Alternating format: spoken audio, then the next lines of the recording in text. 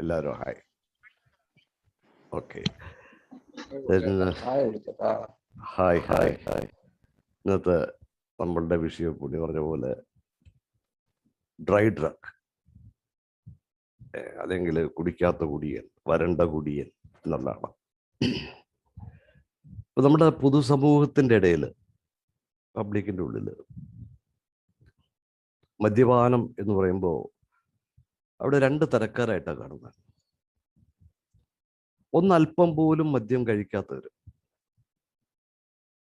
വളരെ ശുദ്ധമായ ക്ലീനായ ആളുകൾ. മറ്റൊന്ന് കുടിക്കുന്നവർ, അല്ലെങ്കിൽ നമ്മുടെ ഭാഷയിൽ കുടിയന്മാർ. ഇങ്ങനെ കുടിക്കുന്ന ആളുകളെ തന്നെ നമുക്കൊരു 4 വിഭാഗമായിട്ട് കാണാം. അതായത് ഒരു നിശ്ചിത അളവിൽ ദിവസേന ഒരു അപ്പറ്റൈസർ പോലെയോ അല്ലെങ്കിൽ ഒരു മരുന്ന് എന്നുള്ളത് കുടിക്കുന്ന കുറേ ആളുകളുണ്ട്. അപ്പം ഇങ്ങനെയുള്ള മദ്യപാനികൾ അറിയപ്പെടുന്നത് റെസ്പോൺസിബിൾ ഡ്രിങ്കേഴ്സ്, അല്ലെങ്കിൽ റെഗുലർ കൺട്രോൾഡ് ഡ്രിങ്കേഴ്സ് എന്ന് പറയുന്നത്. അവരെല്ലാ ദിവസവും കഴിക്കും ഒരു പെഗ് അല്ലെങ്കിൽ 1.5 പെഗ്. രണ്ടാമത്തെ ഒരു വിഭാഗം നമ്മളെല്ലാം സ്ഥിരമായിട്ട് കേൾക്കുന്ന സോഷ്യൽ ഡ്രിങ്കർ, അല്ലെങ്കിൽ ഒക്കേഷണൽ ഡ്രിങ്കേഴ്സ് എന്നാണ്. ഒരു മാന്യനായ കുടിയൻ. ഇവരങ്ങനെ സ്ഥിരമായിട്ടൊന്നും മദ്യപിക്കാറില്ല. ചില പ്രത്യേക വിശേഷ അവസരങ്ങളിലോ പാർട്ടികളിലോ ഒക്കെ മാത്രം കുടിക്കും. അങ്ങനെയുള്ള സന്ദർഭങ്ങളിൽ ചിലപ്പോൾ കുറച്ച് കൂടുതൽ കുടിച്ചു എന്നും വരാം. ബിഞ്ച് ഡ്രിങ്കേഴ്സ് എന്നറിയപ്പെടുന്നവരാണ് മൂന്നാമത്തെ വിഭാഗം. അവർ കുറേ കാലം ഇങ്ങനെ കുടിക്കാതിരിക്കും. പിന്നീട് ഒന്ന് കഴിക്കുമ്പോൾ ഇതുവരെ കഴിക്കാതിരുന്ന കാലത്ത് മുഴുവൻ കൂടി ഒരു ചുരുങ്ങിയ ദിവസം കൊണ്ട് കുടിച്ചു തീർക്കും. പിന്നെ കുറേ കാലം പച്ചയായിരിക്കും. പിന്നെ വീണ്ടും ഒരു കുടി. അതെങ്ങനെയാ പഴയതുപോലെ ഫുൾ, ചിലപ്പോൾ ഒരു ദിവസമോ ആഴ്ചയോ നീണ്ടു ഇങ്ങനെ തുടർന്നുകൊണ്ടേയിരിക്കും. നാലാമത്തെ വിഭാഗം നമ്മളാണ്. നമുക്കെല്ലാം സുഖരായ നമ്മൾ തന്നെയാണ് മദ്യാസക്തർ അഥവാ ആൽക്കഹോളിക്സ്. കുടിക്കാതിരുന്നാലും ഒരു കുഴപ്പമില്ലാത്ത നമ്മൾ. ഒരു പെഗ് തൊട്ടുപോയാൽ പിന്നെ മാലപ്പടക്കത്തിന് തീ കൊടുത്ത പോലെ ഇങ്ങനെ തുറന്നു പോകുന്ന കുടിയന്മാർ. പൊതുവേ കുടിക്കുന്ന ആളുകളുണ്ട്, കുടിക്കാത്ത ആളുകളുമുണ്ട്. പിന്നെ നമ്മൾ ചർച്ച ചെയ്യുന്ന വിഷയം ഇത് രണ്ടും കൂടി ചേരുന്നൊരു വിഭാഗത്തെക്കുറിച്ചാണ്. Dry drunk. ഈ ഡ്രൈ ഡ്രങ്ക് എന്ന് പറയുന്ന ഒരു കൊളോക്കിയൽ എക്സ്പ്രഷനാണ്. അത് നമ്മുടെ ഒരു നാട്ടു പ്രയോഗമാണ്. ഇപ്പോൾ നമ്മൾ നേരത്തെ എന്നെയും പറഞ്ഞിട്ടുള്ള ഒരു മദ്യാസക്തന് കുടിക്കാത്തൊരു അവസ്ഥയിൽ കണ്ടാൽ സാധാരണ പറയാനുള്ളതാണ്, ഇന്ന് ഡ്രൈ ആണ്. ഇപ്പം എൻ്റെ നാട്ടിലൊക്കെ പറയാറ് ഇന്ന് പച്ചയാണ്, തൊട്ടിട്ടില്ല എന്നൊക്കെ പറയാറ്. അപ്പോൾ ഡ്രൈ ഡ്രങ്കിനെ കൃത്യമായിട്ട് മലയാളീകരിക്കുമ്പോൾ ഈ ഡ്രൈ എന്ന് പറഞ്ഞിട്ടുണ്ടെങ്കിൽ അതിനെ ഉണങ്ങിയ വരണ്ട, അതുകൊണ്ടാണ് വരണ്ട കുടിയൻ എന്ന് പറയുന്നത്. പക്ഷെ ഇവിടെ രണ്ട് വിഭാഗത്തിലും പെടാതെ അയാൾ കുടിക്കുന്ന ആളാണോ? അല്ല. എന്നാൽ കുടിക്കാത്ത ആളാണോ? യെസ്, കുടിക്കാത്ത ആളുടെ ശീലങ്ങളെല്ലാം ഉണ്ട്. അപ്പോൾ അതുകൊണ്ട് അയാളെ കൃത്യമായിട്ട് പറയാന്നുള്ളത് കുടിക്കാത്ത കുടിയൻ എന്ന് തന്നെയാണ്. അതുകൊണ്ട് തന്നെ കുടിക്കുന്നവരുടെ വിഭാഗത്തിലും പെടുത്താൻ പറ്റില്ല, കുടിക്കാത്തവരുടെ വിഭാഗത്തിലും പെടുത്താൻ പറ്റാത്ത മറ്റൊരു വിഭാഗം ആളുകൾ തന്നെയാണ് ഡ്രൈ ഡ്രങ്ക് അഥവാ കുടിക്കാത്ത കുടിയൻ. എന്താണ് ഒരു ഡ്രൈ ഡ്രങ്ക് അല്ലെങ്കിൽ ഒരു കുടിക്കാത്ത കുടിയൻ? ആൽക്കഹോളിക്സ്, അതായത് മദ്യാസക്തർ, അവരുടെ ചിന്തകളും മാനസിക അവസ്ഥയും വൈകാരിക അവസ്ഥയും മറ്റ് മദ്യപാനികൾ, ആൽക്കഹോളിക് അല്ലാത്ത, നേരത്തെ പറഞ്ഞ രീതിയിൽ കഴിക്കുന്നവരിൽ നിന്നും അല്ലെങ്കിൽ തീരെ മദ്യപിക്കാത്തതിൽ നിന്നും ഒക്കെ തികച്ചും വ്യത്യസ്തമായ ഒരവസ്ഥയിലുള്ളവരാണ്. അവരുടെ ചിന്തകൾ എപ്പോഴും നെഗറ്റീവായിരിക്കും. അവരുടെ മാനസികാവസ്ഥ എല്ലാത്തിനോടും ഒരു ഡിനയൽ, നിഷേധിക്കുന്ന തരത്തിലും, ഒരു കാര്യത്തിലും തൃപ്തിയില്ലാത്തതും, ആങ്സൈറ്റി, ഉത്കണ്ഠയും, ഒന്നിനോടും ഒരു പൊരുത്തപ്പെടാത്തറാകാത്ത ആളുകൾ, വൈകാരികമായിട്ട്, അതായത് ഇമോഷണലി അൺസ്റ്റെബിലൈസ്ഡ് അല്ലെങ്കിൽ ഇൻബാലൻസ്ഡ് ആയിട്ടുള്ള ആളുകളായിരിക്കും പൊതുവെ ആൽക്കഹോളിക്സ്. അപ്പോൾ നമ്മളും പൊതുസമൂഹവും എല്ലാം പൊതുവെ കരുതിയിരിക്കുന്നത് അവരുടെ ഈ കുടിയുടെ പ്രശ്നം കൊണ്ടായിരിക്കും ഇതിങ്ങനെ. അപ്പൊ കുടി നിർത്തിയാൽ ഇതെല്ലാം മാറിയിട്ട് ശരിയായി വരും, സാധാരണ മര്യാദക്കുള്ള മനുഷ്യരെ പോലെ ആകും എന്നുള്ളതായിരിക്കും പൊതുവെയുള്ള ഒരു ധാരണ. അപ്പൊ ആ ഒരു മദ്യാസക്തൻ നമ്മുടെ മഹത്തായ ഈ കൂട്ടായ്മയിൽ, ആൽക്കഹോളിക്സ് അനോണിമസിൽ എത്തുന്നു. കൂട്ടായ്മയിൽ എത്തിക്കഴിയുമ്പോൾ തന്നെ ആദ്യമേ തന്നെ മിക്കവാറും അവിടെ ഉള്ള കുറച്ച് പഴമക്കാരെല്ലാം പറഞ്ഞു കൊടുക്കും, തൻ്റെ ആദ്യത്തെ പ്രഗ്ഗാണ് പ്രശ്നം. അപ്പം അതുകൊണ്ട് ആദ്യത്തെ പെഗ്ഗിൽ നിന്ന് മാറി നിൽക്കണം, സ്ഥിരമായിട്ട് മീറ്റിങ്ങുകളിൽ പങ്കെടുക്കണം. അപ്പം ഇതൊക്കെയാണ് നമുക്ക് ഇതിനകത്ത് ആകെ ഉള്ളത്. ആകെ ഒരു ഇന്നത്തെ ഒരു ദിവസം കുടിക്കാതെ മാറി. ഇതെല്ലാം നമ്മൾ കേൾക്കുന്നതാണ്, നമ്മളും കേട്ടിട്ടുള്ളത്. നമ്മളിപ്പോൾ ഇന്ന് ഏയിലുള്ള നമ്മൾ ഇതിനകത്ത് ഈ മീറ്റിങ്ങിൽ ഇന്ന് എന്നെ കേൾക്കുന്ന ആളുകളെല്ലാം ഈ ഒരു രീതിയിൽ കൂടി തന്നെ കടന്നു വന്നിട്ടുള്ള. അപ്പോൾ മദ്യാസക്തനായ പുതുതായിട്ട് വരുന്ന ആ ഒരു സുഹൃത്ത് അങ്ങനെ ആദ്യ പെഗ് ഒഴിവാക്കുന്നു, മീറ്റിങ്ങുകളിൽ സ്ഥിരമായിട്ട് പങ്കെടുക്കുന്നു, കുടിക്കാതെ ദിവസങ്ങളും മാസങ്ങളും വർഷങ്ങളും ഇങ്ങനെ കടന്നു പോകുന്നു. അയാൾ കുടിക്കുന്നില്ല. പക്ഷേ നേരത്തെ ഞാൻ സൂചിപ്പിച്ച ഒരു ആൽക്കഹോളിക്കിൻ്റെ ആ തിങ്കിങ്, അത്തരം ചിന്തകളും ആ ഒരു സ്വഭാവവും പെരുമാറ്റവും എല്ലാം പഴയ പോലെ തന്നെയാണ്. എന്നാൽ അയാൾ കുടിക്കുന്നുമില്ല. ഇതാണ് ഒരു ഡ്രൈ ഡ്രങ്ക്. അയാൾ കുടിക്കുന്നില്ല, എന്നാൽ പെരുമാറ്റവും സ്വഭാവവും എല്ലാം ഒരു മദ്യാസക്തൻ്റേത് തന്നെയായിരിക്കും. പേലുള്ള ഒരു അംഗത്തിൻ്റെ, എൻ്റെ സുഹൃത്തിൻ്റെ ഭാര്യ ഒരിക്കലും എന്നെ എങ്ങനെ വിളിച്ചു പറഞ്ഞു, മുരളിയേട്ടാ, പുള്ളിക്കാരൻ കുടിക്കുന്നത് തന്നെയായിരുന്നു ഭേദം. ഞാൻ ചോദിച്ചാൽ എന്ത് പറ്റി? അപ്പോൾ ഇദ്ദേഹത്തെ ഞാൻ തന്നെ ഒരു 12-ാം പടി നടത്തി ഗ്രൂപ്പിലെത്തിച്ച ആളാണ്. കുടിക്കാതെ 2 വർഷം കഴിഞ്ഞ് 2 ടോക്കണും വാങ്ങി മീറ്റിങ്ങിലൊക്കെ ഗംഭീര ഷെയറിംഗ് ആണ്.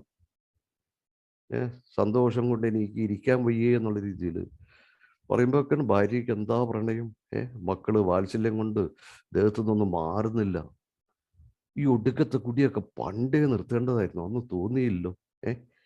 ഇങ്ങനെ പറഞ്ഞ് ഗംഭീരമായിട്ട് ആ ഇതാണ് എനിക്ക് കിട്ടിയ സന്തോഷം, നിങ്ങൾക്കെല്ലാം കിട്ടട്ടെ എന്ന് പ്രാർത്ഥിച്ചുകൊണ്ടൊക്കെ പുള്ളി ഷെയറിങ് നിർത്തും. അപ്പോൾ ആ ഷെയറിങ് കേൾക്കുമ്പോൾ എനിക്കും വലിയ സന്തോഷം തോന്നി. എന്നാൽ അയാളുടെ ഭാര്യയുടെ വാക്കുകൾ കേട്ടപ്പോഴാണ് ഞാൻ അന്തിച്ചു പോയത്. അതായത് പുള്ളിക്കാരന് പണ്ടും എന്തിനും എപ്പോഴും ഭയങ്കര ദേഷ്യമായിരിക്കും. ഇപ്പൊ ദേഷ്യം വന്നാൽ കയ്യിൽ കിട്ടിയത് എന്താണെങ്കിലും, ഇപ്പൊ റിമോട്ടോ മൊബൈൽ ഫോണോ എന്താണെങ്കിലും ആ ഭാര്യയുടെയും മക്കളുടെയും TV-യുടെ ഒക്കെ നേരെ വലിച്ചെറിയുക. അപ്പൊ പണ്ട് കുടിച്ചിരുന്നപ്പോ ഈ പകുതി വെളിവിലാണല്ലോ എറിയുന്നത്, അതുകൊണ്ട് പുള്ളി എറിയുന്ന ഉന്നമൊന്നും കൃത്യമാവില്ല, എങ്ങും കൊള്ളുകയില്ല. ഇന്ന് കാലക്കേടിന് കുടിക്കാനില്ല, അതുകൊണ്ട് അയാളുടെ ഒന്നും തെറ്റുന്നില്ല, കൃത്യമായിട്ട് എനിക്കോ മക്കൾക്കോ അല്ലെങ്കിൽ TV-യുടെ കൊള്ളും. TV 3 തവണ നന്നാക്കി വെച്ചു, ഇനി നന്നാക്കാൻ പറ്റുമെന്ന് പറഞ്ഞപ്പോൾ പുതിയത് വാങ്ങി. ഈ മൊബൈലും റിമോട്ടും ഒക്കെ വീട്ടിൽ വേണ്ട സാധനങ്ങൾ മേടിക്കുന്ന പോലെ ഇടയ്ക്കിടയ്ക്ക് ഇങ്ങനെ വാങ്ങിച്ചുകൊണ്ട് വന്നു. ഇതാണ് ഒരു ട്രേഡ്, അഥവാ ഒരു കുടിക്കാത്ത കുടി. എന്നാൽ ചില അംഗങ്ങൾ കൂട്ടായ്മയിലെത്തി കുറച്ച് നാളുകൾക്ക് ശേഷം അവരുടെ ആ ചിന്താഗതിയിലും കാഴ്ചപ്പാടിലും മനോഭാവത്തിലും എല്ലാം മാറ്റം വന്ന് വളരെ ആനന്ദകരമായ ഒരു ജീവിതം ജീവിക്കുന്നവരുണ്ട്. എന്താണ് ഇങ്ങനെ രണ്ടുപേരും 2 വ്യത്യസ്ത രീതിയിലുള്ള അംഗങ്ങളായത്. ഒരാളിപ്പോൾ കുടിക്കുന്നില്ലെങ്കിലും പഴയ പോലെ തന്നെ പോകുന്നു. ഒരാളുടെ ജീവിതത്തിൻ്റെ ശൈലി ആകെ മാറിപ്പോകുന്നു. എന്തുകൊണ്ടാണ് ഇവർ രണ്ടും രണ്ട് വിധത്തിലും ആയിപ്പോകുന്നത്? ഇവിടെയാണ് നമ്മൾ ആൽക്കഹോളിക്സ് അനോണിമസ് എന്ന നമ്മുടെ കൂട്ടായ്മയെ കൃത്യമായി മനസ്സിലാക്കേണ്ടത്, ഉൾക്കൊള്ളേണ്ടത്. ഇപ്പോൾ പൊതുവെ ഒരു ധാരണ ആൽക്കഹോളിക്സ് അനോണിമസ് എന്ന് പറഞ്ഞാൽ കുടി നിർത്താൻ വേണ്ടിയിട്ടുള്ളൊരു കൂട്ടായ്മയാണ്. കുടി നിർത്താൻ സഹായിക്കുന്നുണ്ട്, ശരിയാണ്. പക്ഷെ കുടി നിർത്താൻ വേണ്ടി മാത്രമുള്ള ഒരു കൂട്ടായ്മയല്ല, മറിച്ച് ഇനിയൊരു കുടിയിലേക്ക് പോകാതെ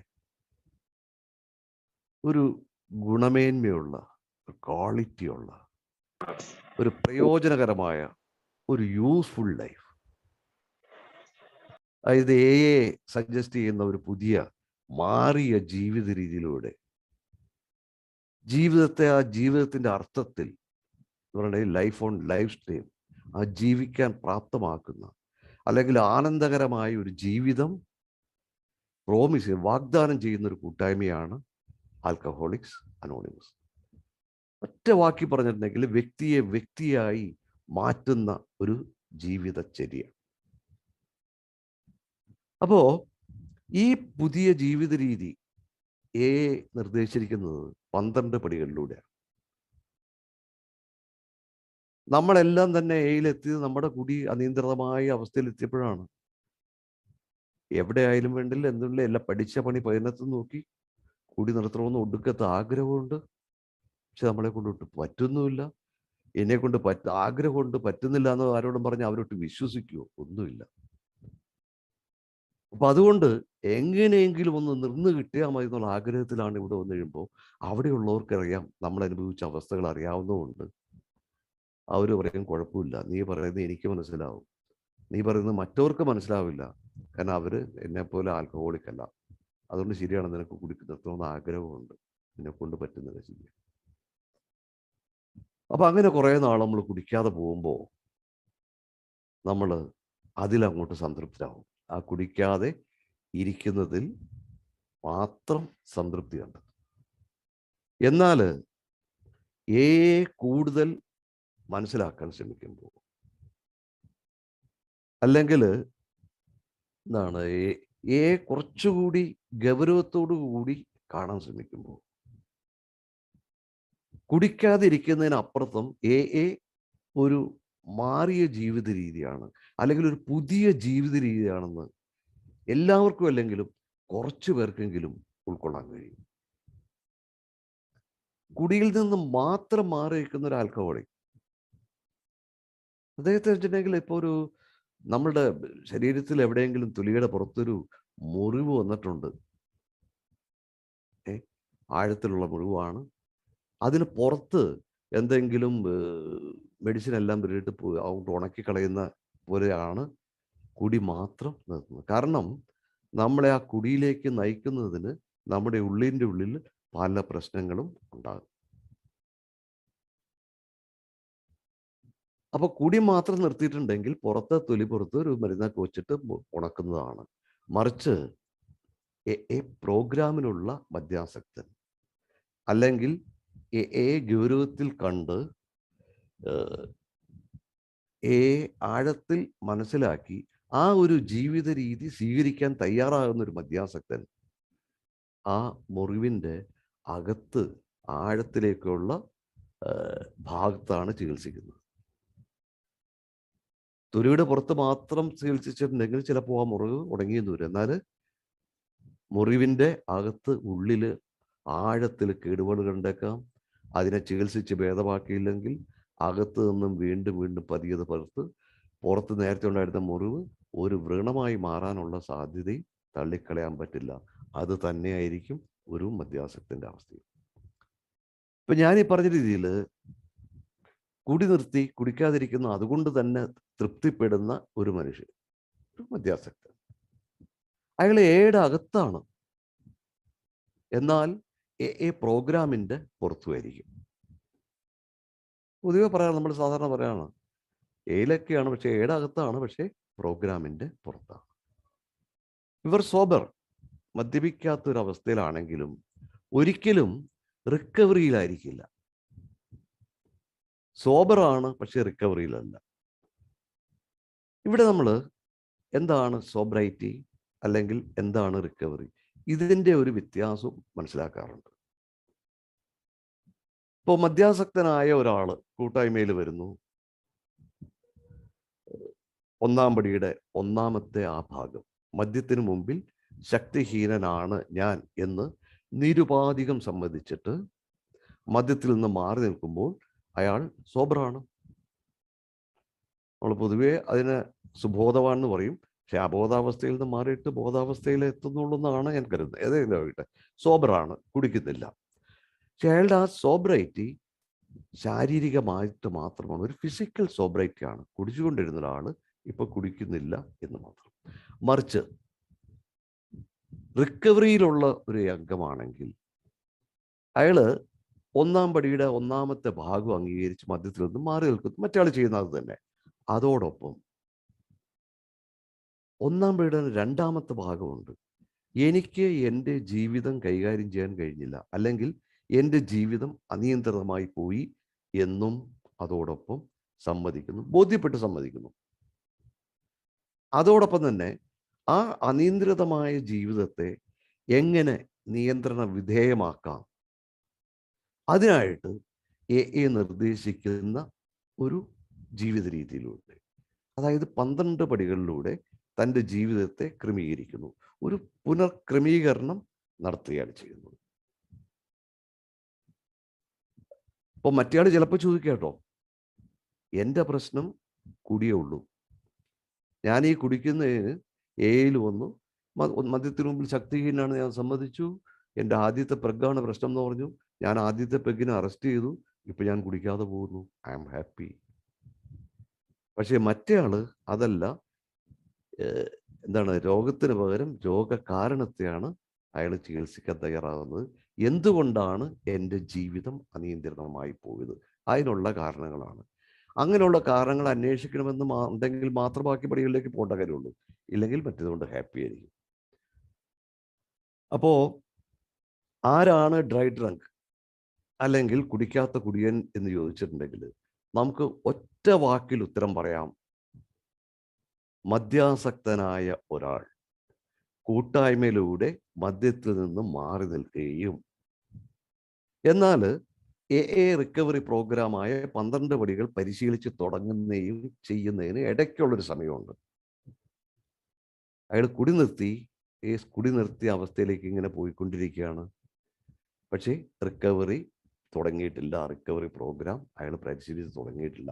ഈ ഒരു പീരീഡിനെയാണ് യഥാർത്ഥത്തിൽ ഡ്രൈ ഡ്രങ്ക് എന്ന് പറയുന്ന അവസ്ഥ.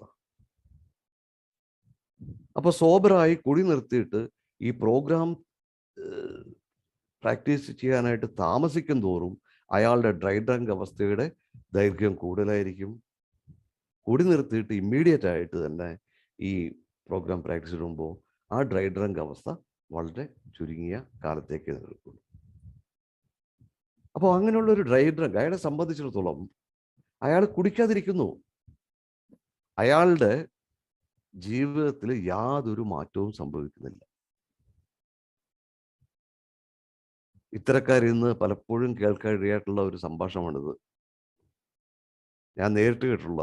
ഇപ്പോൾ ഇങ്ങനെയുള്ള കുടിക്കാതിരിക്കുന്ന ഒരാൾ മറ്റൊരാളായിട്ട് സംസാരിച്ചൊക്കെ പോകുമ്പോൾ എന്തെങ്കിലും അവർ പറയുന്ന കാര്യങ്ങൾ എന്തെങ്കിലും ഒരു അഭിപ്രായ വ്യത്യാസം വന്നു കഴിയുമ്പോൾ, ഞാൻ കുടി മാത്രമേ നിർത്തിയിട്ടുള്ളൂ, ഞാൻ തന്നെയാണ് കേട്ടോന്ന്. ഏതിനാണ് കൊച്ചി മാറിയെങ്കിലും പഴയ ബിലാൽ തന്നെയാണെന്ന് പറഞ്ഞ പോലെ ഞാൻ കുടി മാത്രമേ നിർത്തിയിട്ടുള്ളൂ, ഇപ്പോഴും ഞാൻ തന്നെയാണ്. ശരിയാണ്, ഒരു ഡ്രൈ ഡ്രങ്ക് കുടി മാത്രമേ നിർത്തിയിട്ടുള്ളൂ, ബാക്കിയെല്ലാം ആ പഴയ മദ്യാസക്തൻ തന്നെയാണ്. ഇതാണ് ഒരു കുടിക്കാതിരിക്കുന്ന കുടി.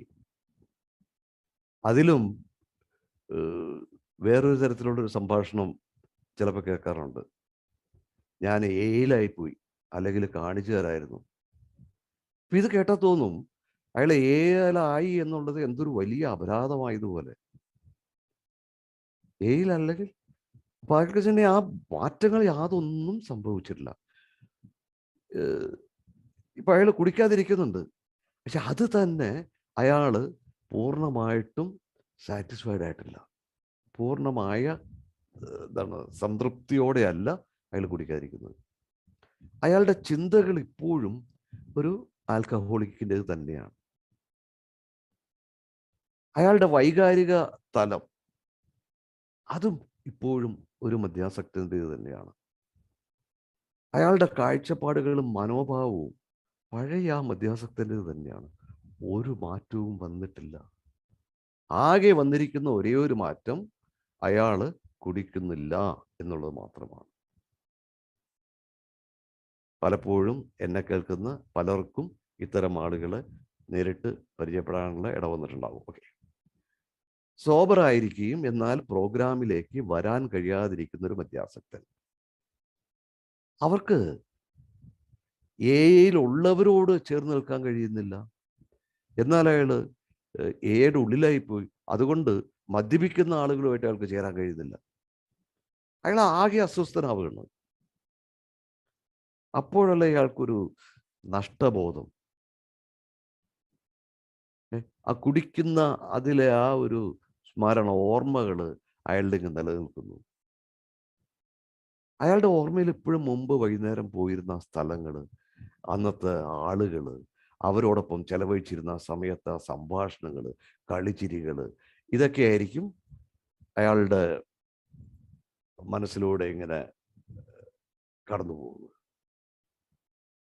ഇതിനകത്ത് തന്നെ ചില ആളുകൾ ആ പഴയ മദ്യപിക്കുന്നവരുടെ ആ കൂട്ടത്തിൽ തന്നെ പോയിരിക്കും.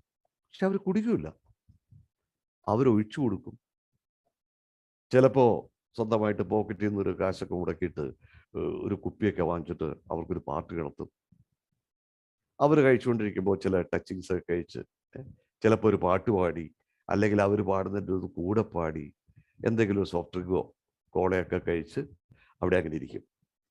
പക്ഷെ ഈ സമയത്ത് അയാൾ അറിയാതെ വായിലൂടെ കുടിക്കുന്നില്ലെങ്കിലും മനസ്സിലൂടെ കുടിക്കുകയായിരിക്കും ചെയ്യുന്നത്.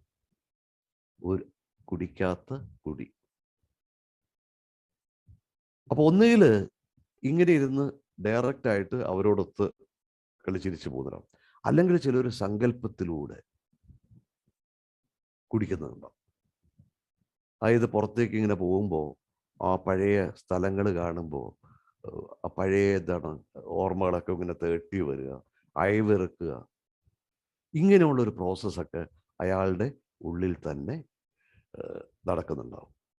യഥാർത്ഥത്തിൽ അയാൾ കുടിയിന്ന് വിട്ടു നിൽക്കാനായിട്ടൊന്നും ആഗ്രഹിക്കുന്നില്ല. പക്ഷെ അയാളുടെ അന്നത്തെ ഒരു സമയത്തിൽ വിട്ടു നിൽക്കണം, മാറണം എന്നുള്ള ആ ഒരു അവസ്ഥ കൊണ്ട് വന്നു കുടിക്കാതെ പോകുന്നു. അപ്പൊ അതുകൊണ്ടാണ് അയാൾ ഈ കുടിയുടെ സാഹചര്യങ്ങൾ ഓർക്കുന്നതും അന്നത്തെ ആളുകളുമായിട്ടുള്ള ആ സമ്പർക്കത്തിൽ സുഖം കണ്ടെത്തും. ശാരീരികമായിട്ട് അയാൾ കുടിക്കുന്നില്ല, എന്നാൽ മാനസികമായിട്ട് അതിനോട് തന്നെ ചേർന്ന് നിൽക്കുകയാണ്. അത് പഴയകാല ആ കുടിയുടെ ഓർമ്മകളിലൂടെ അതയാൾ ആസ്വദിക്കുന്നുണ്ട്, അതിൽ ആനന്ദം കണ്ടെത്തുന്നുണ്ട്. അയാൾക്ക് തന്നെ ഞാനൊരു ആൽക്കഹോളിക് ആണോ എന്ന സംശയത്തിലാണുള്ളത്. മിക്കവാറും ഇത്തരത്തിലുള്ള ഈ സഹവാസവും മറ്റും അയാളെ വീണ്ടും ഒരു കുടിയിലേക്ക് കൊണ്ടെത്തിക്കുവാനുള്ള സാധ്യത വളരെ കൂടുതലാണ്.